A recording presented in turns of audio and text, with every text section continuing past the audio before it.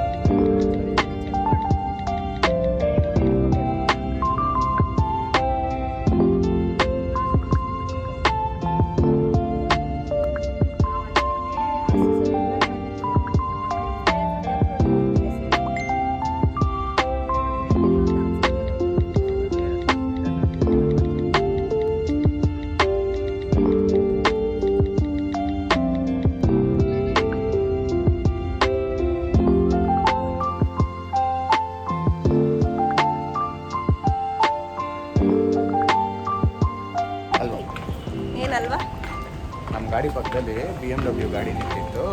So ಅಮ್ಮ ಹೇಳ್ತಾ ಇದ್ರು ಅಣ್ಣ ತಮ್ಮ ಅಂತ. ಸೊ ಅದಕ್ಕೆ ಹೇಳ್ತಾ ಇದ್ದೆ, ನೆಕ್ಸ್ಟ್ ಆ ಗಾಡಿ ತಗೊಂಡ್ರೆ ಆಯ್ತು ಬಿಡು ಅಂತ. Time can change anything.